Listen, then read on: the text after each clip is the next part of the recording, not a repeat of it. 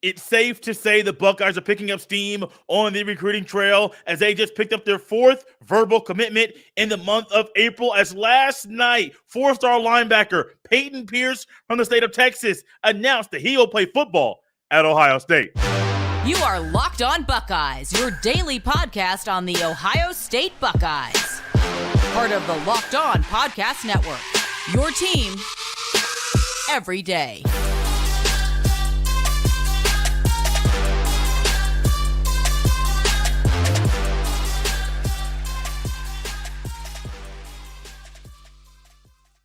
What's up, Buckeye fans? Welcome back to another episode of Locked On Buckeyes, part of Locked On Podcast Network. I'm your host, Jay Stevens, also the host of the Jay Stevens Podcast. It is Wednesday, April 12th in the year 2023, and this episode is brought to you by FanDuel Sportsbook, official sportsbook of Locked On. Make every moment more. Visit FanDuel.com/LockedOn today to get started. During this episode, we will welcome Tyler Rowland, the host of Locked On Titans, to the show. He lets us know why the Titans love Paris Johnson Jr.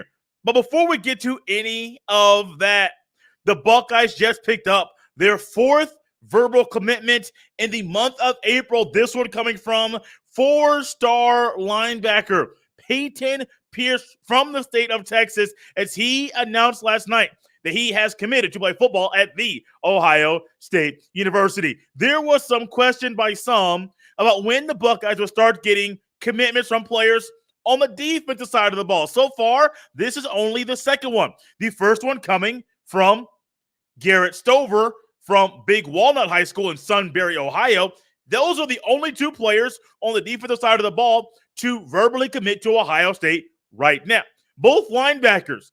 And I don't see a problem with that. And honestly, I believe these two players together, one in-state, one down in Texas, both of them can be a two-headed monster to create a big unit on defense for the Buckeyes in this recruiting class to be really good over the next few years. But when it comes to Payton Pierce, and this being the fourth verbal commitment in this month alone, we are seeing the Buckeyes picking up steam on the recruiting trail. Earlier this month, James Peoples, also from the state of Texas, he committed to Ohio State as a running back. Aaron Nolan, just over the weekend on the 8th, he committed to Ohio State. Mylan Graham, wide receiver, 5-star, he committed to Ohio State. And then Payton Pierce as well. This young man with over 40 offers, he was a guy that's sought after by everyone. Tennessee recently took a visit to Tennessee after a visit to Ohio State. And this was during the process of him trying to figure out and really trying to fine-tune and say, this is where I want to go. After his visit to Ohio State, he told his parents that he believed Ohio State was the place for him, but they said, take a week. And in this time period, he had a visit to Tennessee during the next week already scheduled. He took that visit to Tennessee. When he returned home, he still was on the Ohio State Buckeye train. And then a few days after that, he ended up calling Ohio State, Jim Knowles, Ryan Day, James Laurinaitis, telling him that he was going to commit to Ohio State, but he still waited to make that thing public on Tuesday evening. This is someone, when you're talking about a guy who you can anchor your defense around, that's Payton Pierce. He's an elite wrestler in Texas in high school. He can be somebody that can lead his high school, Lovejoy High School outside of Dallas, to the state championship. But he also has the smarts in the brain. And we're finding that Ohio State is trying to really fine-tune who they're bringing in and who they're putting their resources to. Guys that are smart, guys that conduct themselves, multi-sport athletes. You're seeing a lot of that come in. But I love that Payton Pierce, he's a middle linebacker. He's not so much the old school guy, the Ray Lewis old school linebacker that's just kind of a thumper that Ray Lewis can move laterally, sideline to sideline. A lot of the old school Mike linebackers, they could not. Payton Pierce can move laterally. He's very quick, and he understands pre-snap read, post-snap verification of what you saw in the pre-snap to kind of figure out exactly what's going on with that play. I've seen him run over guards, like literally just bulldoze homie right over. I've seen him play on special teams and be pivotal in that on the field goal block team that's out there on the football field. He's also done a Tim Tebow jump pass as well. So he's not just someone that plays defense. Multi-sport, you see him on the wrestling mat and how he transfers those tools that he's learned there, how he transfers those to the football field. And this is great. We're seeing the Buckeyes pick up steam. Currently, they have numerous elite guys that are already a part of this recruiting class. A lot on offense, 2 wide receivers, 1 running back, 4 offensive linemen, a quarterback, and 2 linebackers. And Garrett Stover, Payton Pierce, they're already discussing how to add to this recruiting class. So you have a good base so far. You got an in-state linebacker. You got a linebacker down in Texas. You got guys you can build around, guys that are versatile at linebacker. But also when it comes to the secondary and D-line, as a safety, you want to make sure and trust the linebackers on your team to make sure they do the right thing. You can trust Stover and Payton Pierce in that. Also, defensive linemen, you want to make sure you can trust the linebackers behind you, that they can help put you in the right spot. If you're not lined up properly, hey, slide here, slide there, figure things out behind me to help me be better. This guy, Payton Pierce, he can do that very, very well. So I'm excited about Payton Pierce. Someone said, Jay, I try not to get too excited or too over the top about different guys committing, because flip season is going to be coming up after these official visits. And I do believe Payton Pierce has an official visit scheduled to Ohio State this summer. Let me get that very quickly so I'm not misspeaking. Yes, Payton Pierce has an official visit scheduled to Ohio State the weekend of June 23rd. And so on the heels of an unofficial visit to Ohio State, taking a visit to Tennessee, that Tennessee visit didn't sway him away from Ohio State. It just pulled him more to Ohio State. And I love it. I love this guy as a player. We're going to talk about this with John Garcia Jr.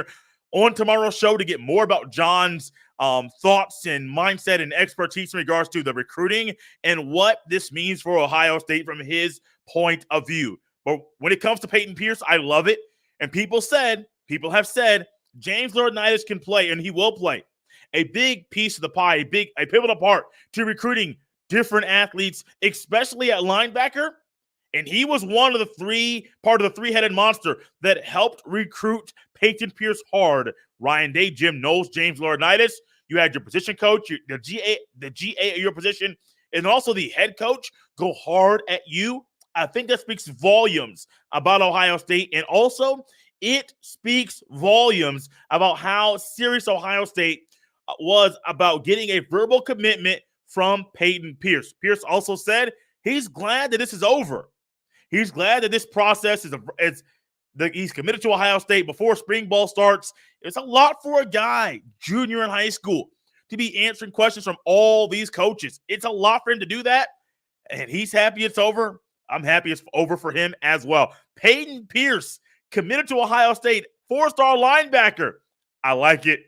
I love it. I want more players on Ohio State's recruiting class that are like the caliber of athlete Payton Pierce is. There are numerous guys at Ohio State that are looking to play in the NFL. They get drafted at the end of the month. And here today, Tyler Rowland joins us next to get his insight about how the Tennessee Titans view guys like Paris Johnson Jr., Jackson Smith-Njigba, CJ Stroud, and others. You can catch it next here. This is Locked On Buckeyes. This episode is brought to you by our good friends at FanDuel Sportsbook. Grand slams, no-hitters, and double plays are back. There's no better place to get in on the MLB action than FanDuel, America's #1 sportsbook. That's because right now, new customers can step up to the plate with a no-sweat first bet up to $1,000. Just go to FanDuel.com/LockedOn, sign up, place your first bet, and get up to $1,000 back in bonus bets if you don't win. So don't miss your chance to get a no-sweat first bet up to $1,000 when you join FanDuel today.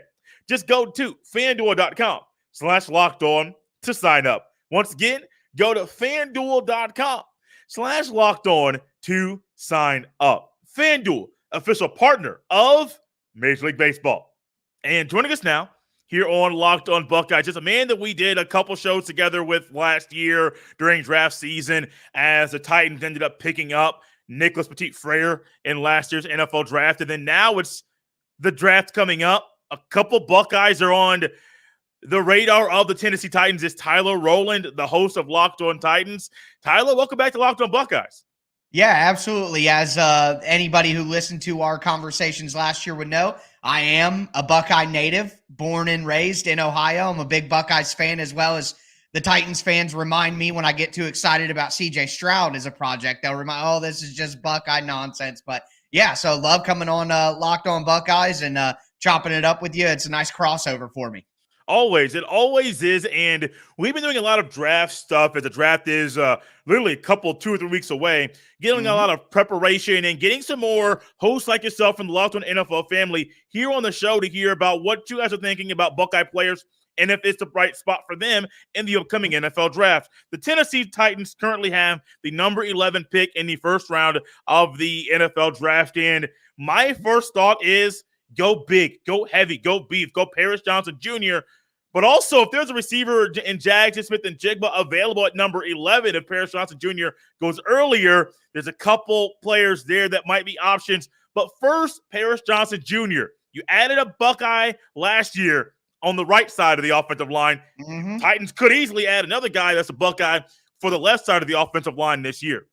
Yeah, and I've been banging the table for Paris Johnson Jr. Now, as we get closer to the draft, there is the potential that Paris Johnson Jr. is not available for the Titans. His stock is going higher. And anytime that you can get an ideal sized 6'6", got the weight, a guy who I have been saying all along, he's got an offensive line body with skill position feet. Yeah. And the Titans system that is a zone run system, they prioritize athleticism for offensive linemen. They need to be able to execute combo blocks and reach blocks and get up to the second level, even the offensive tackles. I just think Paris Johnson's skill set is perfect for what the Titans need. And you add in the fact that they released longtime left tackle Tyler Rowland earlier this season due to injury concerns and salary cap concerns and all that. So not only does Paris Johnson Jr.'s skill set line up with what the Titans need, but the position lines up perfectly with the Titans' biggest need. They did sign Andre Dillard, a left tackle who was a backup for the Philadelphia Eagles in free agency. But I have been saying throughout the process that the Titans can't look at any of these Band-Aid free agent signings that they've made and let that prevent them from drafting a long-term answer, which I do believe that Paris Johnson Jr. would be at left tackle. I'm right there with you. I do believe, talk about a long-term option or a fixture right there at left tackle. He's the kind of guy you want. You want a guy, especially if you're drafting somebody that high, maybe the first tackle off the board in the upcoming draft. You want a guy who you think is going to be a fixture, left tackle, 8, 10, 12 years on your team, a solid 2-3 contract kind of guy. You also want someone that has the brains, that's smart enough to play the position, because it's one thing to be elite in college. It's another one to simply be good or above average in the National Football League. And I do believe the skill set, what the Titans want on offense and the kind of scheme they run, that fits Paris Johnson Jr. But when you add his brains and his smarts into it, you're getting a guy that can be kind of a big piece and be a kind of the brains and the smarts on the offensive line that you want for someone that's going to be a 2-3 contract kind of guy for your team over the next 8, 10, 12 years. Yeah, not only do you want the skill set in the football player, I think the Titans are an organization that's very focused on character and football guys who live and breathe the game. When you have a guy like Mike Vrabel, who obviously former Buckeye, is a guy who played that way and who lived his life that way, that's the kind of player he thinks will be successful in the NFL. And honestly, at the end of the day, it comes down to, if you're a decision maker and you're going to give a guy millions and millions of dollars and trust him to protect your franchise quarterback, you want to be able to trust not only the skill set, but the person themselves. It comes down to a regular job interview at that point of, do I trust this person in my business in a vital role? And I think you can get the total package with Paris Johnson, which is why, once again, I've been standing on the table and pounding the table for Paris Johnson to be the pick for the Titans if he's there, regardless of their needs at other positions. And also, just me kind of thinking back to the 2021 season and how the Buckeyes kind of changed and rearranged some things at the offensive line. Nicholas Petit-Frere and Paris Johnson Jr. already played together. Like, they already played football together. And so the thought of having guys that not just play college ball together, but also potentially playing football together in the NFL. That's going to be an added piece to the pie for the offense, because there's going to be a Buckeye on the right side, potentially a Buckeye on the left side. That's what coaches want, guys that already have chemistry and can continue that chemistry and cultivate more chemistry once they're teammates at the professional level. I think a big thing for the Titans, too, is getting guys who have real big-time experience at the college level. So like you're talking about, obviously that chemistry is there, but when you get to the next level, you can't have guys who are like, whoa, these are athletes that I've never seen before. Yes, sir. You know what I mean? I mean, at Ohio State, you're going up against some of the best. I mean, think about a Lucas Van Ness from Iowa, who might be a top 15 pick, a Big Ten guy. So you look at that, that's the kind of thing that the Titans started looking at last year. And I think that had a lot to do with Nicholas Petit-Frere being picked. The Titans wanted Power 5 conference guys who have been in big football games, played against the best prospects in the country. I don't mean to, lift up a guy by putting down another guy, but in 2021, in the second round, the Titans took Dylan Radins out of North Dakota State. And, he had all the athletic profile and all that, but get to the NFL level and he wasn't necessarily ready to deal with the type of people that you're going to have to block at the NFL level. You don't got to worry about that when you take a player out of Ohio State. So that's why the Titans felt comfortable with Nicholas Petit-Frere last year, who coincidentally, to bring the conversation full circle, beat out Dylan Radins for the starting right tackle spot, even though Radins was a second-year player and a second-round pick. Petit-Frere, as a third-round pick, beat him out for a starting job. So I think when the Titans start doing the calculus of what they're looking for, having that Power 5 guy with real big-time experience and Paris Johnson checks them. Again, we just continue to check so many boxes, and it just gets me more and more excited every day that the Titans could end up with Paris Johnson Jr. as their long-term left tackle, holding down that position for the next, hopefully, decade. Now, let's think about this. Another guy who some NFL teams say checks all the boxes for them at the wide receiver position. As I look at this NFL draft order right now, it could happen that Paris Johnson Jr. goes top 10. Now, some say he's probably – I see more mock drafts with him at 11 than those that have him in the top 10. Right. But it's possible. There's a big possibility that Paris Johnson Jr. is off the board at number 11. In comes Jackson Smith-Njigba. The Titans, a team that if Njigba's available, I personally think it would be kind of crazy to pass up Njigba, but also I understand the injury concern.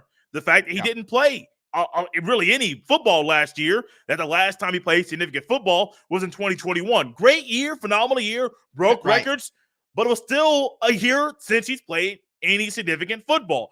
And so I understand both sides of the equation. How do the Titans view Njigba right now as far as a possibility at number 11? Well, I think right now the biggest thing for Njigba is having versatility, because the Titans are a team that likes to play multiple tight end sets. They like to run 2 tight end sets, 3 tight end sets. Their base formation is going to be 12 personnel, 1 running back in the backfield, 2 tight ends, 2 wide receivers. So the Titans aren't a team that plays as much 11 personnel with 3 wide receivers on the field. They don't play that as much as some other teams in the NFL. The Titans in their best version, like I said, 2 tight ends on the field. Well, when you have 2 tight ends and a running back on the field, that only leaves 2 positions for wide receivers. Traylon Burks, the Titans' first-round pick last year out of Arkansas, is going to be one of those guys. But on the other side, what you can't have is a slot-only receiver. So I want to go back to a comment that Mike Vrabel made at Ohio State's Pro Day, where he said that they see Jackson Smith-Njigba as more than just a slot receiver. They see him as someone who can play on the outside, which to me, if you have Traylon Burks as your dominant X receiver on the line of scrimmage,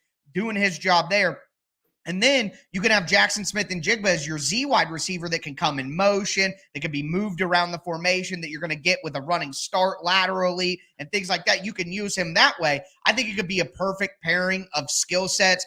Burks is a big physical wide receiver who's going to go down the field, make contested catches over top of different cornerbacks. Well, Jackson Smith-Njigba is a smooth, savvy route runner who can find little nooks and crannies in the zone defense. He can beat his man subtly over the middle with, little shoulder shimmies and things like that. So I think you put those two together. If the Titans truly do believe, and what Mike Vrabel said is true, he could see JSN as an outside receiver. Well, having Burks and JSN as your 2 wide receivers in the Titans' base 12 personnel set, I think that makes it a much more logical pick, because if they viewed Jackson Smith-Njigba as a slot-only guy, well, now you're only really using him on limited time, limited downs, and it doesn't make sense to take that player at number 11 if you think he's only going to be out there for 33% of your offensive snaps or whatever when you get in 3 wide receiver situations. So the fact that Mike Vrabel believes that Smith-Njigba can be an outside receiver as well as a slot receiver, I think that makes it even more likely for the Titans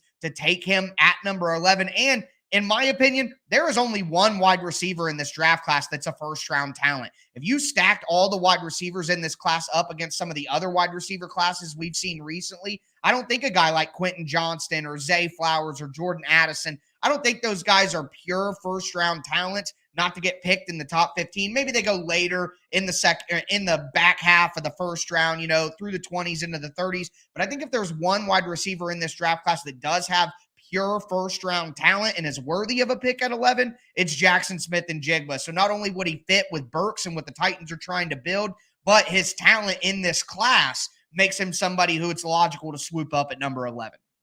So Paris Johnson Jr. to me, and I think to you as well, is the best option at 11, and Jigba's there, but it all depends on how the Titans plan on using him. Is he a slot-only guy? Is he an outside guy? Depending on the role they have for him, it really dictates where he gets taken, not just by any team, but also by the Titans at number 11, if that's an option. But also, you threw something to me before the show, which I was like, I hadn't really thought about. The Titans moving up to number 2 to take C.J. Stroud, assuming the Carolina Panthers take Bryce Young with number 1 overall. Now, I don't think many people have talked about that or even thought about it, but Stroud to the Titans, I mean, if it's an option, if you want to go up there and make that happen, I think you'd be crazy to not try to get a quarterback like Stroud who's as good as he is throwing the football.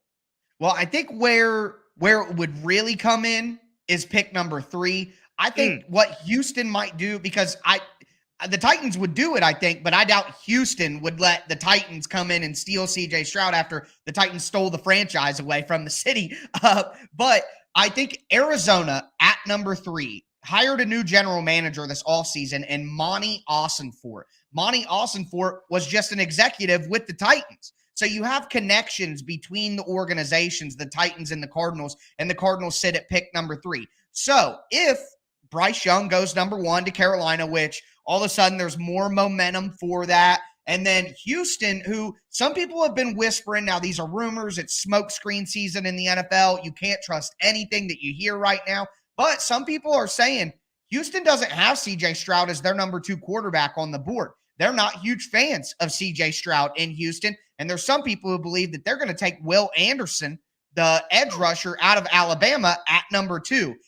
It's my opinion, and it's something I've been saying all along, that if the Texans are dumb enough to pass on C.J. Stroud, the best pure passer in the entire draft, then the Titans need to pay whatever it takes to get up and get C.J. Stroud. Not only do you secure your quarterback of the future, you keep him away from Indianapolis at pick number 4, who's your division rival, and it allows you to release or trade Ryan Tannehill, which would save the Titans $18 million in salary cap space. The Titans only have about $3 to $4 to $5 million of cap space, right? They don't even have enough to sign their draft class, and they don't have a lot of options to create more cap space. They would have to extend Derrick Henry, restructure some guys, and kick the can down the road financially. And the Titans don't want to do that right now in sort of a retool transition period for the team. So if for some reason the Texans give the Titans the gift of passing on C.J. Stroud,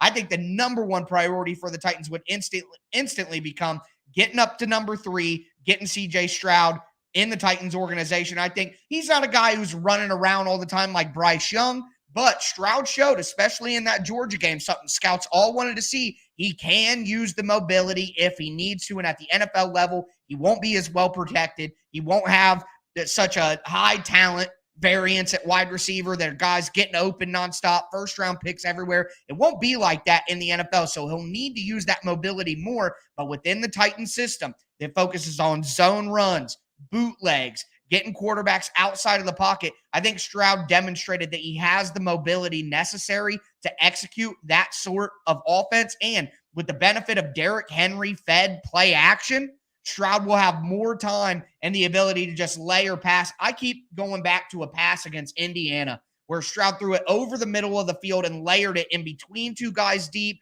over top of a guy underneath, in between three guys. He put it in a little triangle. And that's an NFL level throw that if you give Stroud time on play action with Derrick Henry, he's going to be able to cut people up. So if for some reason the Texans pass on Stroud at 2 and Young goes 1, I hope the Titans do whatever it takes to get up there, keep Stroud away from Indianapolis, get him into Nashville, and secure the quarterback position for the next 10 years.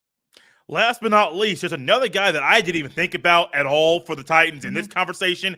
Silly me, just not really thinking about all the options available. The Titans have the 41st pick in the NFL draft. In the second round, it's number 9, number 10 pick in that round. Yeah. DeJuan Jones is an option. If he's available, which I think he will be available at that time period. I've heard a lot of first-round stuff, and I heard a lot of things lately that have kind of derailed and say more second-round pick. If DeJuan Jones is there, he's an option. At the same time, does his skill set fit the scheme that the Titans want to run? That's something that's – I think you, Tyler, said it very well before the show that he might not fit what the Titans want to do on offense. So if he's available, the Titans might pass on him. Yeah, I don't know if it's an exact fit because DeJuan Jones, while being a mountain of a man, me personally, from what I've seen, I think he fits better in a power run system. And the Titans, like I've been mentioning throughout the show, are more of a zone run team. Now, one of the cool things about following the Titans this offseason is they did get a new offensive coordinator, and Mike Vrabel did mention that some things will change with the offense. Mike Vrabel is a guy, comes from that Bill Belichick thought process of we need to be able to be whatever football team we need to be that week to win. So if we need to run more power runs this week, we're going to run more power. If we need to run more zone, we're going to run more zone. On defense, he always says front multiplicity. We're going to run a 4-3. We're going to run a 3-4. We're going to run everything. You know what I mean? So I think from that perspective, if the Titans do want to lean fully into that and have the ability to run more power, I just think DeJuan Jones isn't a guy who's going to be getting up onto the second level consistently, trying to go from the backside shoulder and cross a guy's face to get in front of him. I don't think he has the athleticism to do that at his size. But if you ask him to just drive his man off the ball on a double team, you ask him to down block a defensive tackle and open up a hole there with a backside puller coming through, I think he can do all of those things. So if the Titans truly want to commit to a diversified offensive game plan, then I think DeJuan Jones could be a potential fit. At that point, you're kicking Nicholas Petit-Ferrer inside or maybe to the left side, which he didn't have as much success in college on the left side, so I like keeping him on the right side. So that's why I think that there is the chance that they could consider DeJuan Jones, who had a really good Senior Bowl, and the Titans were there, so maybe there's that. But at the end of the day, I don't think the Titans stray far enough away from their zone scheme to entertain a guy like DeJuan Jones at pick number 1. So I would say they'll probably pass. But if they do take DeJuan Jones, then we're starting to get some answers of how much are the Titans going to vary their scheme with a new offensive coordinator. So it's a lot of fun to watch, a lot of fun to see what they decide to do. DeJuan Jones, I would say maybe 20% chance that he's on the Titans' radar. But, hey, I'm not in the building, and maybe they're higher on him than I know, and maybe they're making more changes than I know, and he could very well end up as a Tennessee Titan. So it's an interesting thing to watch there if the Titans don't get their hands on an offensive tackle early in the draft. Absolutely love everything we got from Tyler Rowland today, the host of Locked On Titans. Tyler, where can everybody tongue-tied with the T's, man? I'm trying to get all these T words out, and they're getting me tongue-tied.